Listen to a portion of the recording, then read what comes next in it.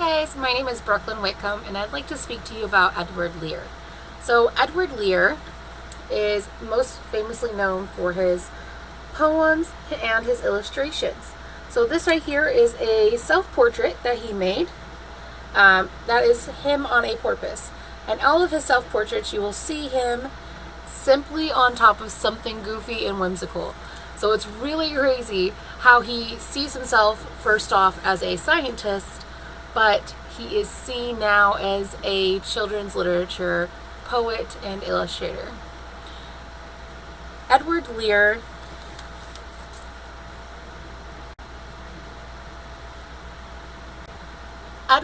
was born in 1812 to his mother Margaret and father Jeremiah at Bowman's Lodge, Upper Holloway. What's crazy to me is that he is the youngest child, but his mother birthed 21 children. Of those 21 children, only 12 survived. His eldest sister, Anne, was actually more of a mother to him and raised him more so than anyone else, and they had a really close bond. Because of all the people that were being born and sharing these genetics, he actually suffered a lot from seizures and asthma growing up. And ironically enough, he suffered from partial blindness. In my opinion, that didn't really affect his artwork too much. He really was a great at everything that he did, in my opinion.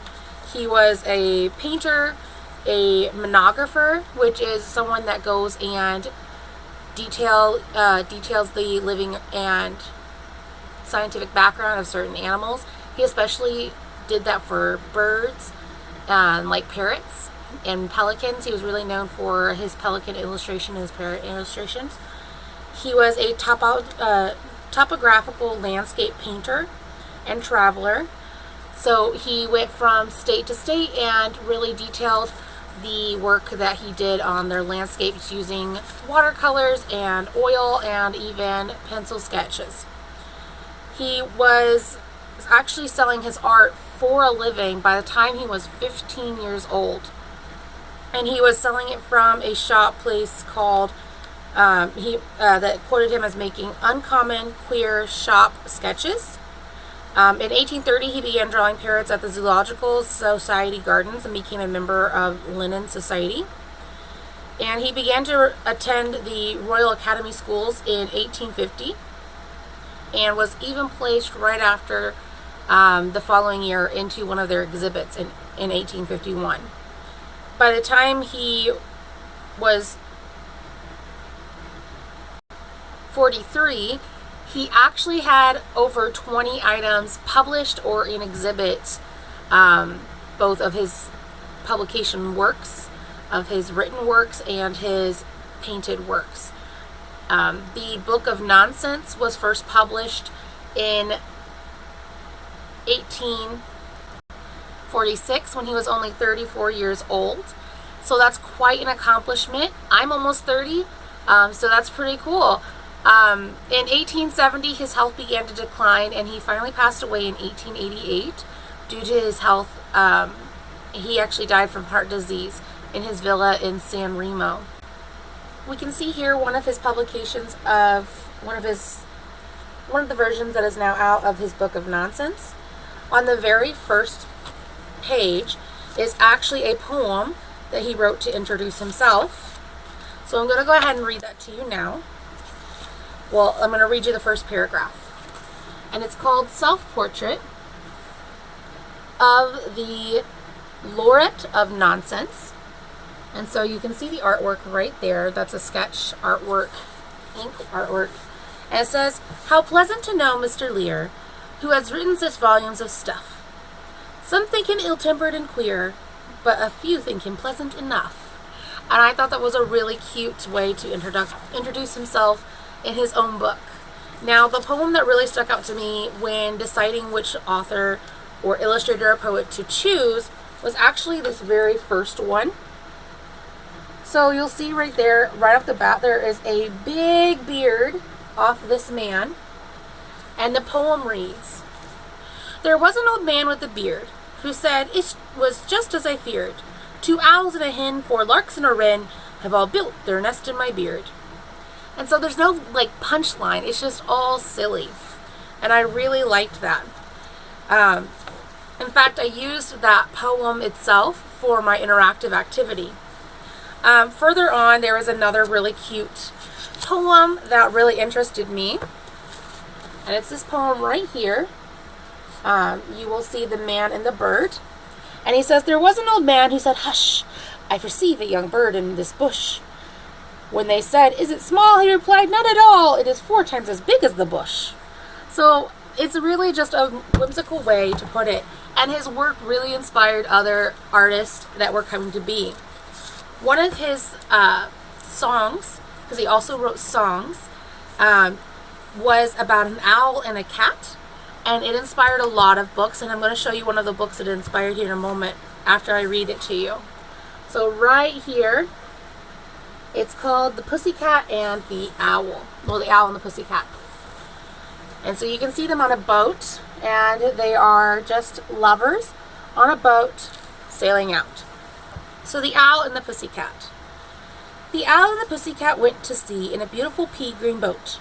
They took some honey and plenty of money wrapped up in a 5-pound note. The Owl looked up to the stars above and sang to a small guitar, a lovely pussy, oh pussy, my love, what a beautiful pussy you are. You are, you are, what a beautiful pussy you are. Pussy said to Owl, you elegant fowl, how charmingly sweet you sing. Oh, let us be married, too long have we tarried, but what shall we do for a ring? They sailed away for a year and a day to the land where the bog tree grows, and there in a wood a piggy wig stood, with a ring at the end of his nose, his nose, his nose, with a ring at the end of his nose.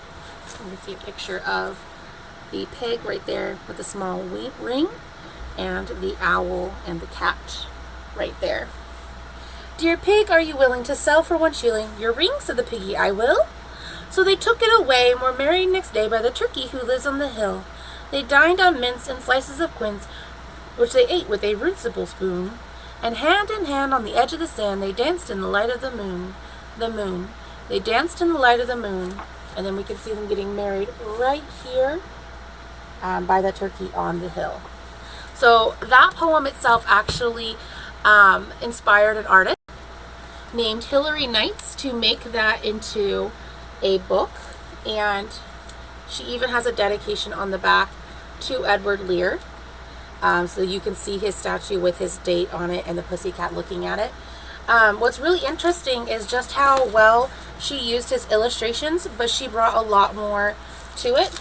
So on the front page we see them sailing off in the boat, but towards the middle she really puts more detail into that and makes it more whimsical and fun.